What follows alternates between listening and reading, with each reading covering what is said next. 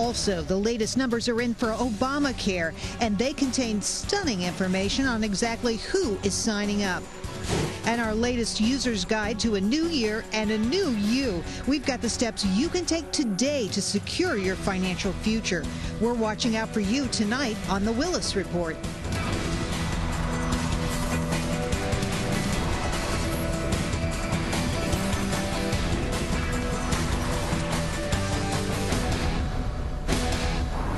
Out tonight, our very first breakdown of the broken Obamacare system. Health and Human Services this afternoon releasing data of who signed up for health insurance so far, and guess what?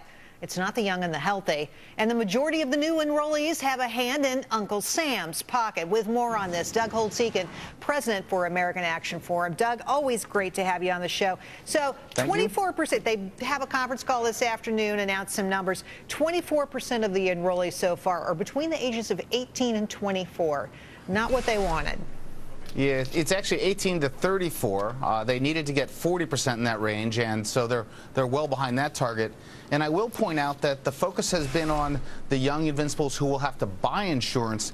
The numbers they released today include those who are, say, 18, 22, who are on their parents' policies. So they're probably even further behind than the numbers would appear. This is bad news for the system. Well, and the other big number that I think people are paying a lot of attention to, 79% of the enrollees so far are going to get some kind of government subsidy to pay for that health care coverage. This is going to be a very expensive program at the end of the day. We know $1 trillion is slated to make it go, but I think it's going to need a lot more than that. Well, the numbers come from two sources. First, the total number of enrollees, and they're behind schedule. They have 2.2 million enrolled. At this point, HHS thought they'd have 3.2 million. They're quite unlikely to hit their target of 7 million by the end of March. However, for each person enrolled, it looks like the costs are going to be above what everyone expected. What the net will be, we don't know, but this is an expensive program either way.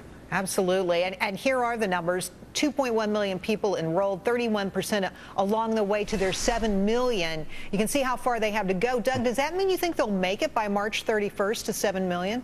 I don't see any conceivable way they'll make it. They've got two problems. One, they've got a bad policy that people are not interested in buying, and they've had the website problems, and those apparently are not really improving. There might be a better user experience, but in terms of data getting to the insurance companies, they still have significant problems. So we have no idea really how many people have successfully signed up, paid a premium, and are getting the coverage they expected.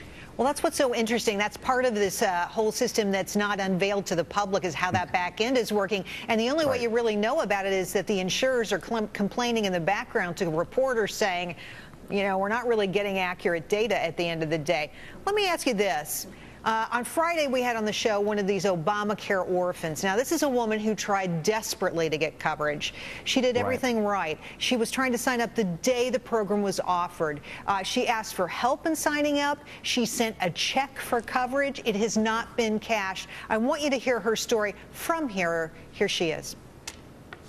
I just feel a bit disappointed because I grew up in an era that you had trust in your president and trust in your government.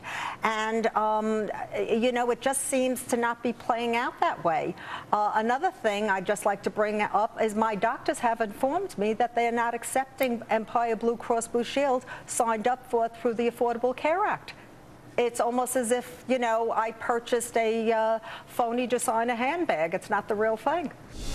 It's as if I purchased a phony designer handbag. Let me tell you, this woman's on fire, and I don't think she's the only one. What's going to happen to these people? They think, you know, they've tried to get coverage. They can't get coverage. Her old policy was canceled. Yeah, I mean, we're going to see a variety of problems. So some people will actually get a policy, and then they'll find out that the providers they can see are very limited. The hospitals they can go to are very limited, and so they'll be upset about losing their doctor. Some people will have tried to sign up for a policy and be unsuccessful, and they'll show up and have the doctor say, look, I can't see you because I have no idea if that's really insurance. And at the other end, we have insurance companies getting bills from providers for people who they think have insurance through that company, and the company has no idea. And the administration is basically saying, oh, please pay that. Even if you've never received a premium, you don't know who that person is, just pay that bill.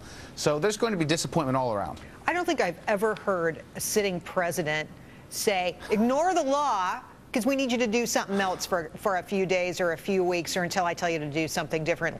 To me, that's really shocking. How do you react to that?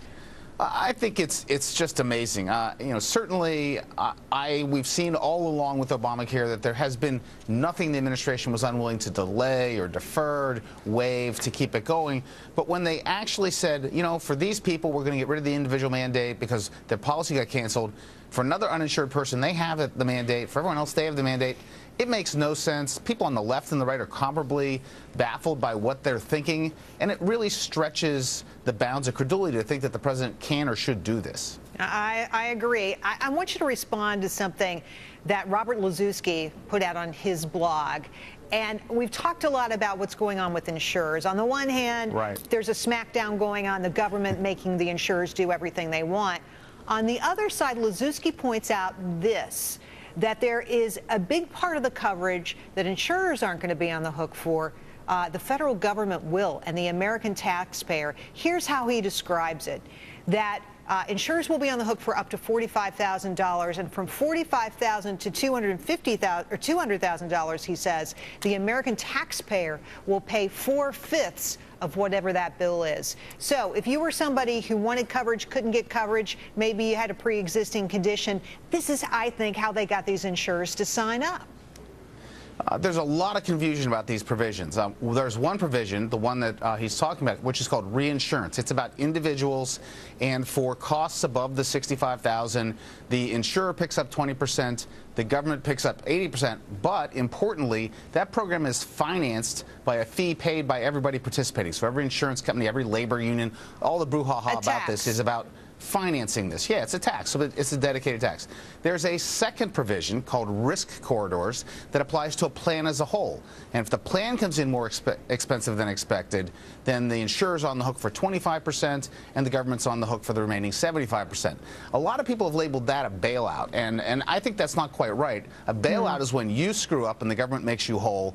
This is a situation where the policy is bad and the execution is worse, and the government has screwed up, and the insurance company still has to pick up 25% of that cost. So whatever labels you want to attach to it, this is a very big, expensive program. Well, and you could look at it this way.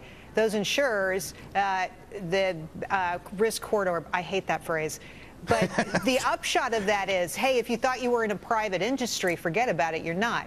You have so much headroom you can make, and if you're below that, if you lose money, we're going to make you good at some level. So, I mean, you know, we used to have a private healthcare insurance market in this country. I don't think we do anymore.